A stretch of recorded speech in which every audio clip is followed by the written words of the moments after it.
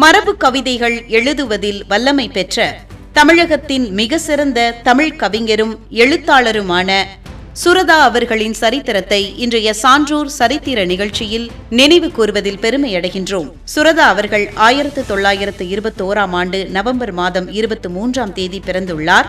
2006ஆம் ஆண்டு ஜூன் மாதம் 20ஆம் தேதி இயற்கை எய்தியுள்ளார். செயல்களில் நயம்பட உவமைகளை கையாள்வதில் தனிப்புகழ் பெற்றதால் இவர் உவமை கவிஞர் என்று பரவலாக சிறப்பித்து அழைக்கப்படுகிறார். சுரதாவின் இயற்பெயர் ராசகோபாலன். சுரதா என்று பெயர் வர காரணம் என்னவென்றால், புரட்சி கவிஞர் பாரதிதாசன் மீது கொண்ட மிகுந்த பற்றுதலால் பாரதிதாசனின் இயற்பெயரான சுப்புரத்தினம் என்பதை கொண்டு தன்னை சுப்புரத்தினதாசன் என்று மாற்றிக்கொண்டார். அதன் சுருக்கமே சுரதா ஆகும். தஞ்சாவூர் மாவட்டத்தில் உள்ள பழையனூரில் பிறந்துள்ளார் சுரதா அவர்கள். கவிதை, உரைநடை என பல்வேறு துறைகளில் 150க்கும் மேற்பட்ட தலைப்புகளில் கவிதைகள் வடித்த பெருமை இவருக்கு உண்டு. தேன்மழை என்ற நூல் தமிழக அரசின் தமிழ் வளர்ச்சிக் கழக பரிசை பெற்ற புகழ்பெற்ற கவிதை தொகுதியாகும். துறைமுகம் என்ற நூல் இவருடைய மற்றொரு முக்கிய பாடல் தொகுப்பு நூலாகும். சாவின் முத்தம் என்ற நூல் சுரதா எழுதிய முதல் நூலாகும். அமுதும் தேனும், சுவரும் சுண்ணாம்பும், சிரிப்பின் நிழல், சிக்கனம், நெய்தல் நீர் மற்றும் உதட்டில் உதடு போன்ற நூல்கள் இவர் எழுதிய இதர நூல்களாகும். திரைப்பட பாடலாசிரியராகவும் இவர் பல சிறந்த பாடல்களை தமிழ் சினிமாவுக்கு தந்துள்ளார்.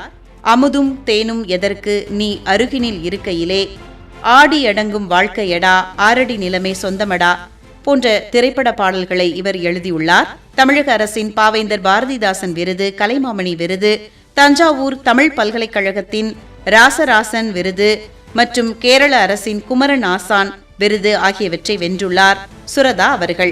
இவருடைய இலக்கிய பணிகளை போற்றும் வகையில் 2007ஆம் ஆண்டு சுரதாவின் படைப்புகள் அனைத்தும் தமிழக அரசால் நாட்டுடைமையாக்கப்பட்டன. மரபு கவிதைகள் எழுதுவதில் வல்லமை பெற்ற தமிழகத்தின் மிக சிறந்த தமிழ் கவிஞரும் எழுத்தாளருமான சுரதா அவர்களின் சரித்திரத்தை இன்றைய சான்றோர் சரித்திர நிகழ்ச்சியில் அறிந்து கொண்டதில் மகிழ்ச்சியடைகின்றோம்.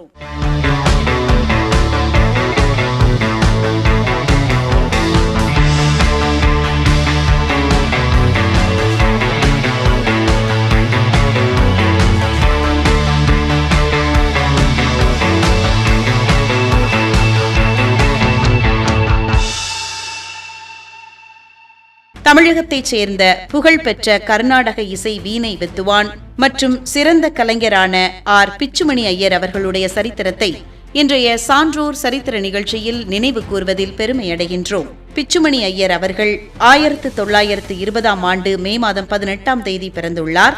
2015ஆம் ஆண்டு ஜூன் மாதம் 20ஆம் தேதி இயற்கை எய்தியுள்ளார்.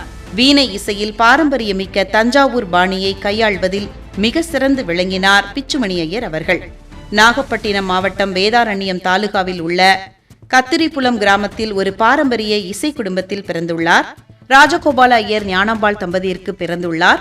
அண்ணாமலை பல்கலைக்கழகத்தில் டைகர் வரதாச்சாரி, KS நாராயணசுவாமி ஐயர் போன்ற மேதைகளிடம் பயின்று சங்கீத பூஷணம் பட்டம் பெற்றார். தொடக்கத்தில் ஜாலர் கோபால ஐயரிடம் குரல் இசையும், பின்னர் திருச்சி குப்பண்ணா என்பவரிடம் வீணை பயிற்சியும் பெற்றார் பிச்சுமணி ஐயர் அவர்கள். அனைத்திந்திய வானொலி மற்றும் தூர்தர்ஷனில் ஏ-டாப் தகுதி பெற்ற முதன்மை இசைக்கலைஞராக பல ஆண்டுகள் விளங்கினார் பிச்சுமணி ஐயர் அவர்கள். இசைத்துறையில் வசந்த கைசிகி என்ற புதிய ராகத்தை உருவாக்கி அதில் ஒரு தில்லானாவையும் ஏற்றியுள்ளார் பிச்சுமணி ஐயர் அவர்கள். இயக்குனர் K. சுப்பிரமணியம் இவரை 1941இல் சென்னைக்கு அழைத்து வந்து திரைப்படங்களில் வாசிக்க வைத்தார். ஜூபிட்டர் ஸ்டுடியோவில் தொடங்கி பின்னர் AVM ஸ்டுடியோவில் சுமார் 20 ஆண்டுகள் நிரந்தர வீணை கலைஞராக பணியாற்றினார். MS விஸ்வநாதன் ராமமூர்த்தி இசை அமைப்பில் மாலை பொழுதின் மயக்கத்திலே பாடலிலும், KV மகாதேவன் இசை அமைப்பில் சம்பூர்ண ராமாயணம் திரைப்படத்தின் பாடல்களிலும் இவரது வீணை இசை உலக புகழ் பெற்றதாகும். தமிழக அரசின் மிக உயரிய விருதான கலைமாமணி விருது, மத்திய அரசின் சங்கீத நாடக அகாடமி விருது, மயிலாப்பூர் ஃபைன் ஆர்ட்ஸ் கிளப் வழங்கிய சங்கீத கலா நிபுணா விருது, மியூசிக் அகாடமியின் TTK நினைவு விருது என பல்வேறு விருதுகளையும் சிறப்புகளையும் பெற்றார் பிச்சுமணி ஐயர் அவர்கள். பிச்சுமணி ஐயர் அவர்களின் சீடர்களான ராம்நாத் ஐயர் மற்றும் கோபிநாத் ஐயர் ஆஸ்திரேலியாவின் மெல்போர்ன் நகரில் இசைப்பள்ளி நடத்தி இவரது இசை பாரம்பரியத்தை உலகளவில் கொண்டு சேர்த்து வருகின்றனர். தமிழகத்தைச் சேர்ந்த புகழ்பெற்ற கர்நாடக இசை வீணை வித்வான் பிச்சுமணி ஐயர் அவர்களின் சரித்திரத்தை இன்றைய சான்றோர் சரித்திர நிகழ்ச்சியில் அறிந்து கொண்டதில் மகிழ்ச்சியடைகின்றோம்.